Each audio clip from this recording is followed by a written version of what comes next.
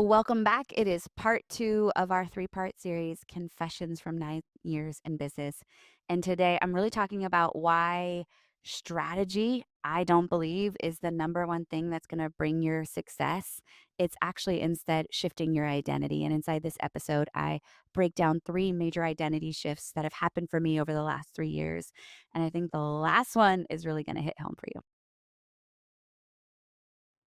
Welcome back to the Best Damn Coach podcast. This is part two of our three-part series called Confessions of 9 Years in Business. And if you haven't heard the first one, you're brand new, you missed one of the first part, I really encourage you to go back.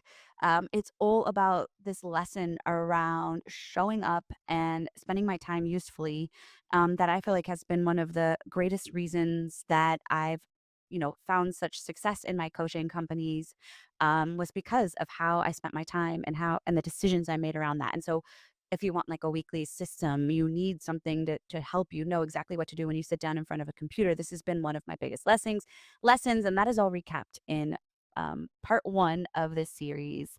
Today we're continuing on with the series, and this episode has my heart because um I think I thought when I stepped into business, just show up, learn how to do businessy things, and then your business will just happen for you and you're going to create this income. And there was like people that I followed that I felt like just made it look like it was so much business. When I started my business, though, I felt like I was also searching for this like golden nugget, the one thing that was going to make it all just like click. And what I didn't realize is as I was trying to build, honestly, I was trying to build this business, this new business with an old version of myself in the beginning. And that was essentially trying to fit kind of a square peg in a round hole. And so, my big confession about business in this episode is that I actually think business is less about strategy and more about identity shifting. And some people might disagree, but it's my show and I get to tell you what I learned. But I actually see this more and more and again with so many of my clients. And I was really reflecting before this episode, man, the people that I've coached that have gone on to just crush it, like what is the theme? What is the thread? What is the thing that pulls them together? And it is what I am recapping in this episode. It is the identity shift, and I'm gonna define what I mean by that. But I think this conversation is a bit chicken and egg. You can't have an identity shift if you're not exposed to new strategy and new things. And also, you can't have new strategy if you're not willing to shift your identity and you're constantly working from this old version of yourself. And so the truth about identity shifting for me is like nobody told me that starting a business would be the greatest personal development journey that I never knew I needed. Had I been a teacher and been in the classroom still doing the same things, I never would have experienced the level of growth, the honestly, the growth in emotional intelligence. Because if you don't capture that, then you're going to live in this roller coaster in your business. If you don't have tools in your toolbox to manage that, then you're going to find that it's exhausting. And so I reflect on where I was over 9 years ago versus now, but having a business has impacted how I show up as a wife in the best way, how I show up as a parent, how I show up in front of people talking, the level of empathy I have for people, how I see and spend money, how I interact with my other family members, and honestly, how I see myself. And none of that changed because I took a course or I read a book. It changed because I've stayed in the process of growing a business long enough to be changed by it. And I think this is a really important piece of it is that some of you are wondering, maybe like, what am I doing wrong? And the answer may not be in your funnel or your call to action or even your offer. It might be that you're trying to create a new level business with the same old identity. And I definitely can relate to this in the beginning. I want to give a shout out to Kendall, one of my students in the BDC, and she's going, yeah, I don't want to give too many sneak peeks, but she's definitely going to be a part of BDC Live. But I invited current members of the BDC or attendees of BDC Live to speak on a panel. And so applications went out. We had a whole bunch of applications, which was so cool. And I asked them, can you share a strategy that you've learned in the BDC and you've taken out and put into your business that has just grown your business tenfold? And everything was somewhat strategy based. And then Kendall threw me a curveball, which I loved. And she was like, honestly, it was my identity change. It was my willingness to do uncomfortable things. And I have to keep doing them in my everyday life so that the uncomfortable things in my business don't feel so uncomfortable. Right? So it's like great examples that we talked about where like going out to eat by yourself. That's really uncomfortable for people. Why would I do that when I feel uncomfortable doing it? Because if I do that, I can see that like discomfort isn't something I need to be afraid of, and I can handle the emotions that are associated with it. Why do I go run 1,000 miles this year? Because it's uncomfortable and it's hard and it makes me shift what I'm going to do in my day and how I want to experience my day. And so you cannot think your way into a new identity. You have to do the uncomfortable things first. And so as I prepped for this episode, I was like, okay, identity, yes, but like, what are some of the big identity shifts that I feel like I've made through this 9 years that have created success? So what I'm going to share today are three identity shifts that I feel that have radically changed the way I see myself and interact with the world and have positively impacted my life, but have allowed me to hold the container and receive the financial freedom, the time freedom, and the things that are existent in my life. And as I share these identity shifts, I just also want to say they're not comfortable. That there's also things as you go through these processes that suck. I think, I've lost friendships, I've outgrown friendships. I don't necessarily participate in, certain pieces or activities like in friendships, like drinking one of them. Like I just part of it's just getting older, but I'm just not interested in having, a cocktail very often. I do love to have some cocktails, but there's just like certain things that I realize like, whoa, have totally transformed me. And I want to say that it's not without sacrifice too. My circle is definitely smaller. The people I trust and let in is smaller. But it's also like having like such a great support system that has gotten stronger and stronger through the years as well. So here we go. Identity shift number one that I want to talk about is how I see money, interact with money, and also how I spend money. So going back before business, I left teaching. I was CrossFit coaching. I was doing some side tutoring and I was working for a family's company, basically doing data entry, which is not the sexiest job ever. But also I was holding on to money so tightly. I was spending a lot of time couponing. At that time, years ago, like couponing apps and saving apps weren't really a thing. But I was going through the ads consistently. I was hardcore budgeting. It was a time in our life where we were in $50,000 of debt. So we were just trying to claw our way out. We were following Dave Ramsey's, seven baby steps. We were doing the envelope system with cash and all of those things. And none of that was bad. Like it was totally necessary for me to get to where we are, and I loved it and it was purposeful. And that season, that's really what I needed. But my overall view of money is that like it never stayed. It was scarce. There wasn't abundance. And so I was dreaming of things of just having an emergency fund with $10,000 or going on vacation and just being able to pay cash. So the old identity really felt like money was something I couldn't hang on to. And I honestly had a belief that Jess and I were both poor at managing money. And it was something to hoard and protect because we couldn't keep it and that we had bad behaviors about it. We cut up our credit cards.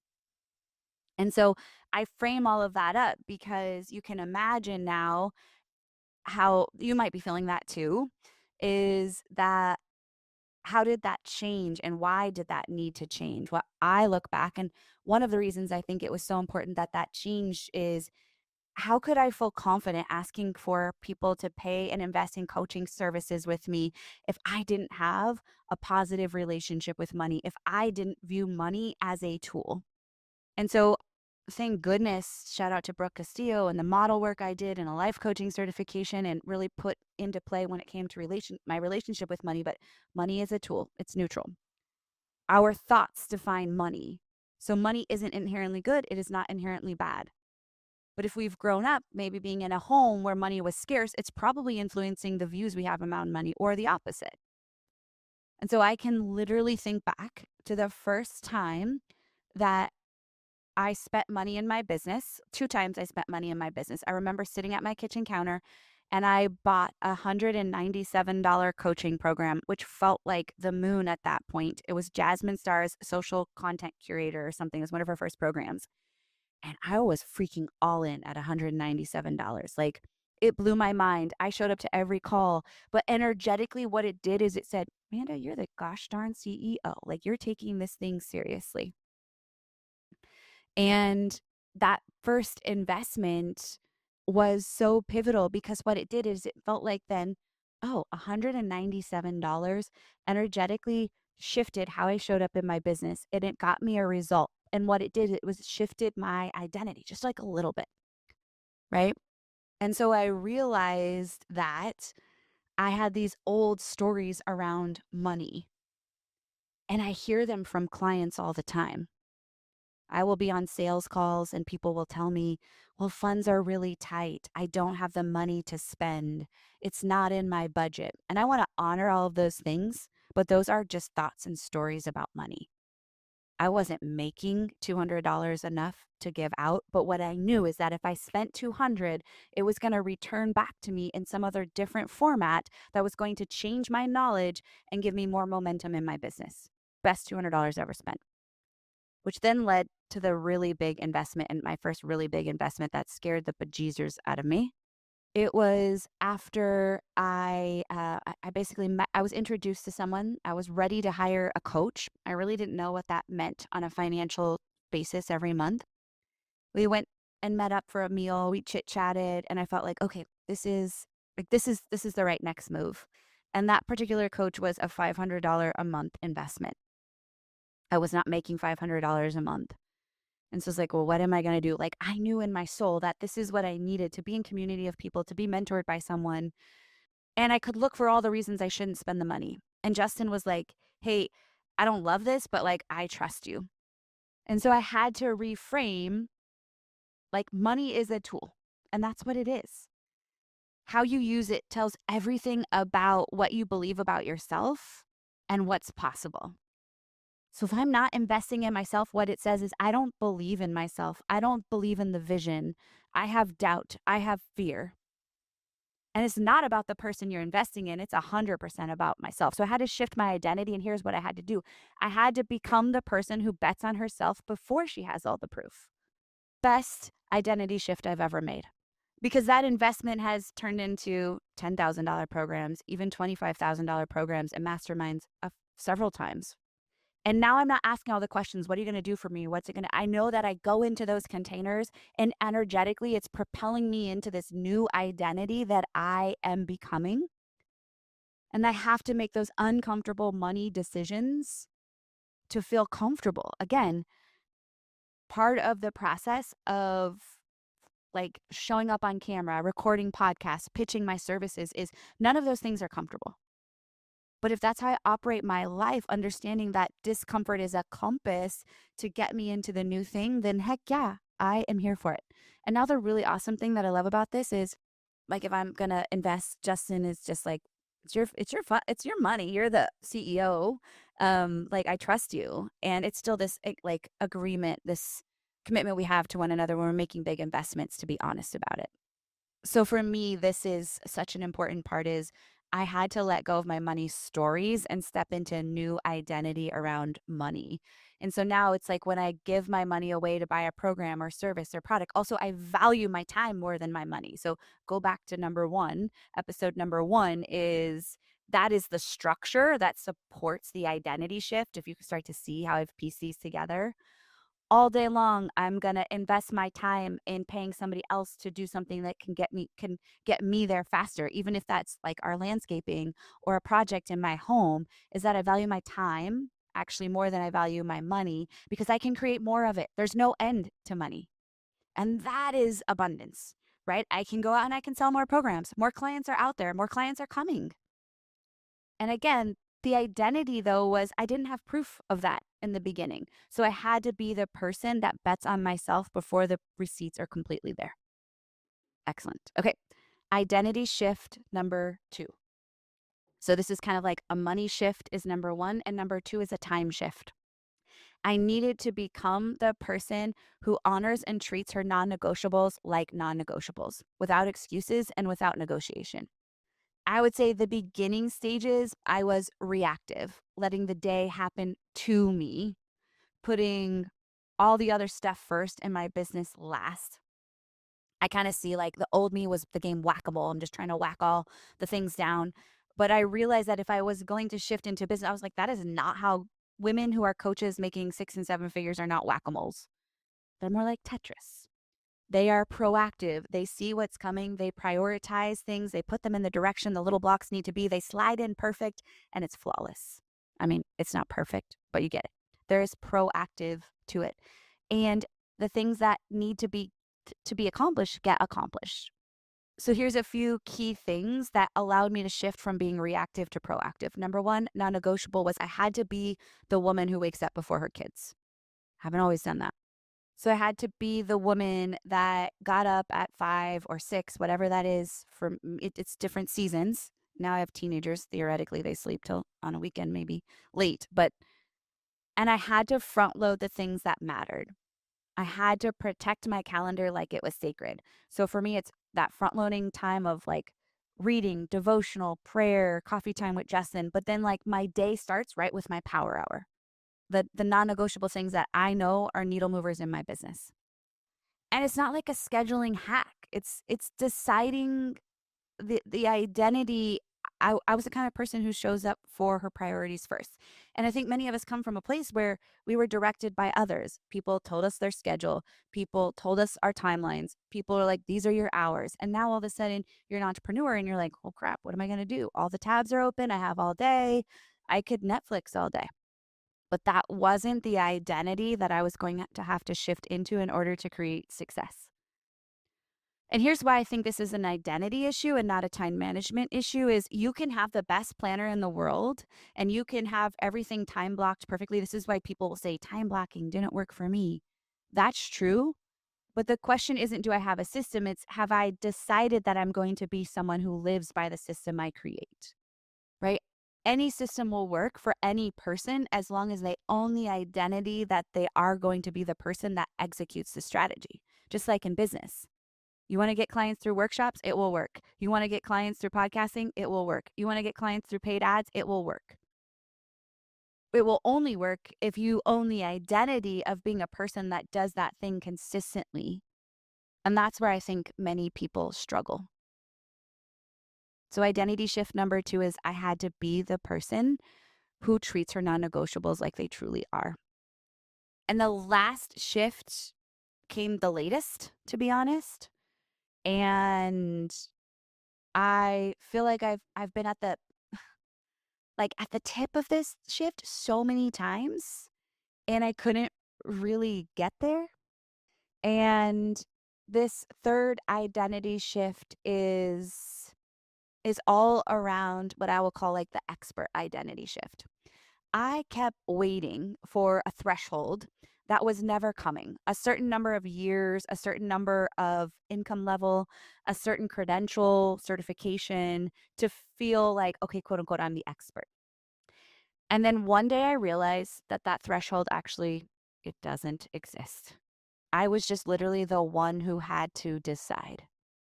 And you're going to laugh at like where it showed up. It showed up in the movie The Elf, and it showed up in other places similarly. But I noticed something in the movie The Elf, Will Ferrell movie, holiday movie. I don't know, there's this scene where he's like in New York City for the first time, and I think it says like the best coffee in the world or the number one coffee shop. And it's like on all of these different coffee shops. And I'm like, that's such an audacious claim. Like, who decided that? And ultimately, they decided it because it was the level of belief they had in their product or service. And I just remember, a year prior to that, even, I mean, honestly, this came after even this thing happened, but I don't know that I really stepped into this identity till later. It's what created the name, The Best Damn Coach. because it was the identity that I wanted to hold for myself, but I want that identity for every single person that comes into my world, every listener, every client, is I didn't need permission for somebody to call me that. I saw people out there with way less experience and care making bigger, bolder claims and quite frankly, not being great at it. And I see people out there who are further along than me and still not stepping into it.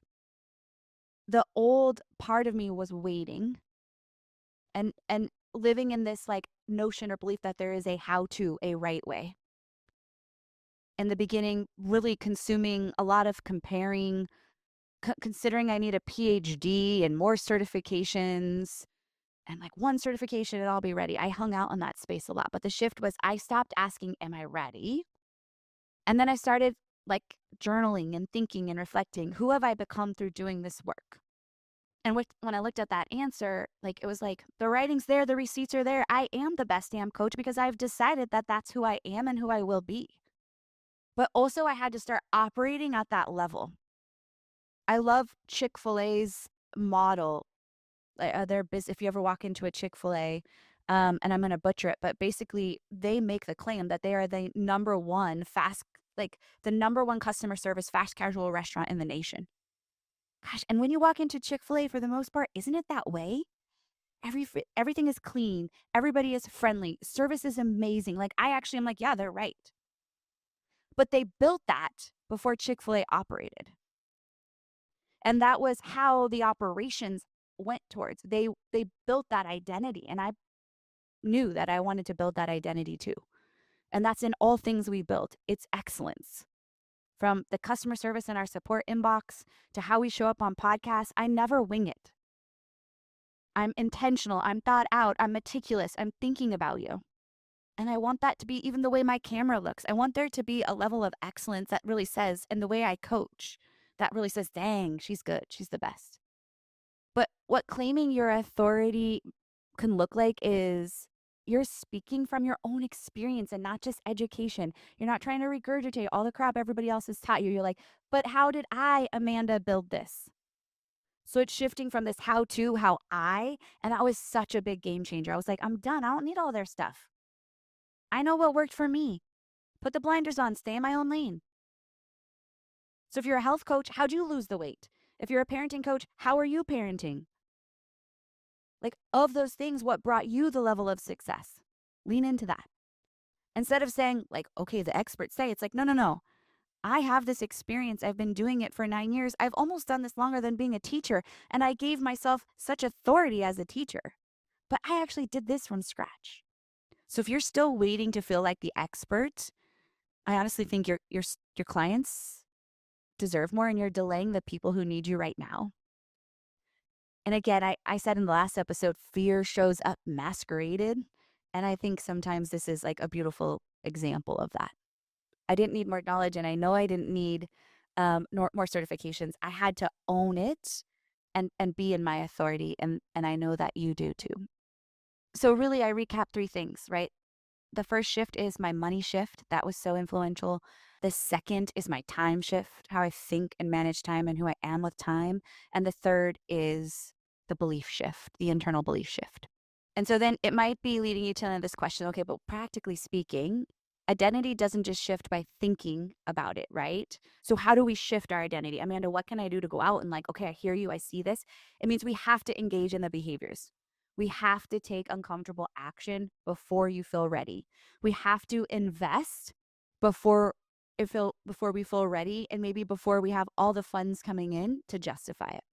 And you're investing in it in yourself as a future version of you that is already real. And and lastly, it's deciding, not waiting to be appointed to the thing. Right? So you have to engage in the behaviors that look like that. You'll not accidentally become the next version of yourself. You have to choose her. The great question I ask myself over and over as I think about that future version of me.